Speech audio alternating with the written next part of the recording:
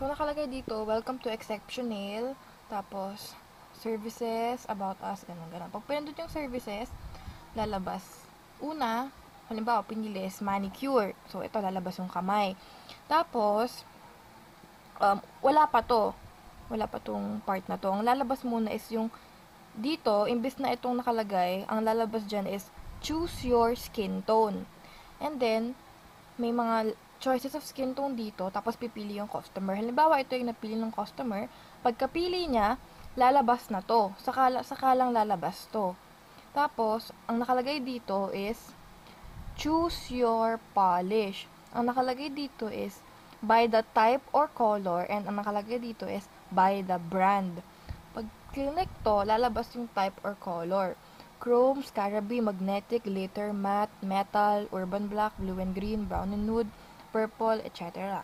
And then, pag click naman to, may tataas din dyan dapat. Tapos yung by the brand. Example, OPI, SC, basta yung mga brands nung salon namin, yung mga brands ng nail polish na gagamitin ng salon namin. And then, halimbawa, napili ng customer is by the color. So, halimbawa, napili niya brown and nude. So, pipindutin niya. And then, syempre, mag-a-apply dito, tapos lalabas yung tatak nung, halimbawa, itong pinili niya ito, ang tatak nito is OPI, lalabas yung bottle niya dito sa gilid.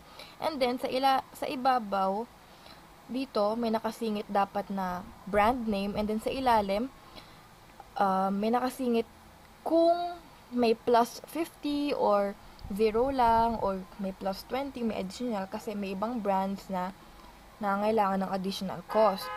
And then, halimbawa nakapili na, ito na yung napili. Pero wait, bago pala, halimbawa pinindot ko naman yung by the brand. Tapos may lalabas dyan yung mga brands, OPI, SC, etc. etc. Pag click yung OPI, lalabas lahat ng colors na meron kami para sa brand na OPI. Tapos syempre, OPI yung bottle na lalabas dito.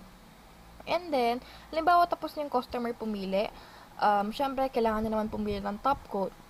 So, after niya pumili, dapat meron parang check or something. Check, tapos lalabas doon. May bababa ito uli, tapos may lalabas dito. Ang nakalagay is, choose your top coat. Doon sa top coat na yan, mamimili sila kung clear, matte, UV, or glow in the dark. Pag glow in the dark, syempre, kailangan mag-glow yung nails.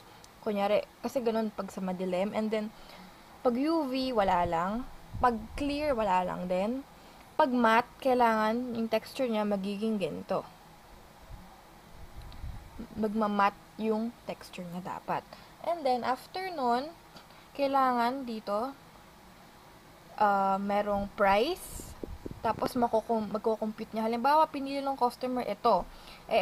Plus 50 daw to dapat. So, imbes na 100 lang, dapat magiging 150. And then, once natapos na lahat ng step, ang last step is yung pag-choose ng top coat. Once na natapos na yun, kailangan iilaw or parang may parang may enhance yung price para sabihin na tapos na. Parang may lalabas na done. Please pay 200 to the cashier. Please wait for a nail technician to assist you. Kailangan may lalabas na note na ganun. Yun lang.